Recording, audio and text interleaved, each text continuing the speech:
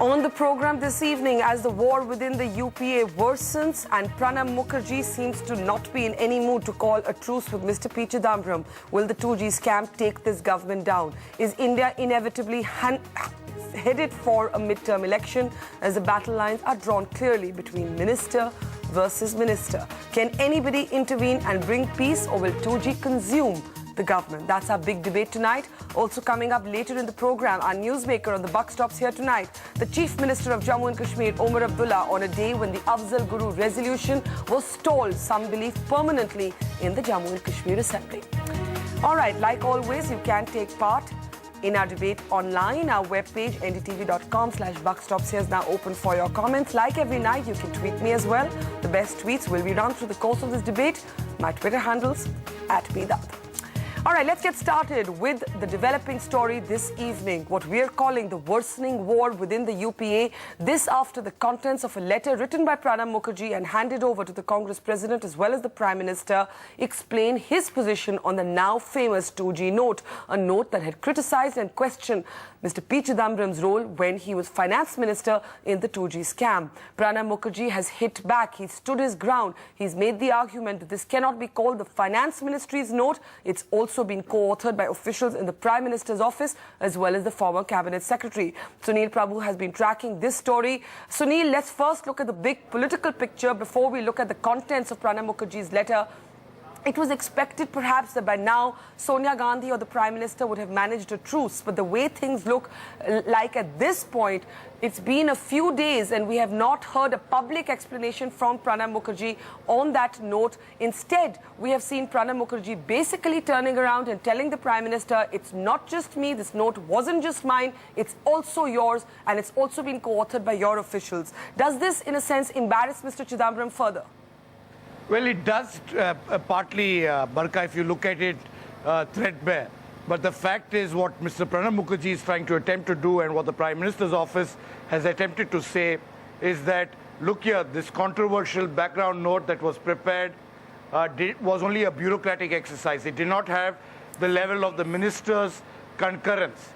Yes, Pranab Mukherjee was shown that controversial note, but as we've been explaining right through the day, this background note came in the background of the fact that there was these media reports that came that the Home Minister had made, the present Home Minister and then Finance Minister had wanted an auctioning of the 2G spectrum. And then, of course, the Prime Minister's subsequent statement in the Rajya Sabha on the 24th of February, where he said the two ministers had agreed. So it's in that context that the Cabinet Secretary and the Prime Minister's office decided that there should be a harmonized background note.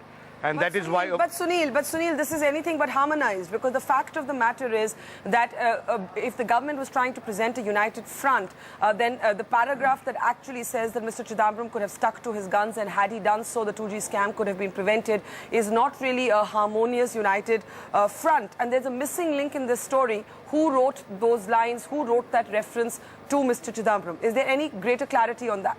Well, the greater clarity is that there's no doubt that those lines were written by the Cabinet Secretariat with inputs from the Prime Minister's office. There's no two ways about it. The Finance Ministry has clearly, and as you've been talking about it, Mr. Pranab Mukherjee has told both the Prime Minister and Sonia Gandhi there was a 12-para note which was sent to the Cabinet Secretariat. And then inputs came from the Cabinet Secretariat and the Prime Minister's office with another additional 14 paras which had those references, those controversial references. And but Sunil, that's a very big thing to say. You're basically saying that the reference to Mr. P. Chidambaram, which all along has been described as a Pranab Mukherjee versus Mr. Chidambaram battle, those references were actually inserted in that 2G note by officials of the Cabinet Secretariat and officials of the Prime Minister's office. Is that correct? That's right, Balka. That's the basis of why that entire note became extremely controversial. And just to add to our viewers, Balka, that note was not going to be sent to the Prime Minister's office, which was then released through an RTI. It was through a phone call from the Joint Secretary in charge, Vinny Mahajan, who called up the R. Gopalan, who was the Secretary, Department of Economic Affairs. And when she asked for this note to be kept in her files, that's how that note went from the Finance Ministry, which is an unsigned background note, which then went to the Prime Minister's office. Well, at the very least, you've got to say the plot thickens. And Sunil, you're standing outside Pranab Mukherjee's office. He's refused to comment publicly. Can we even now make any guesses as to when we will hear from Pranab Mukherjee publicly? Well, he's always said that he'll have a meeting with the Prime Minister. He's not a fugitive.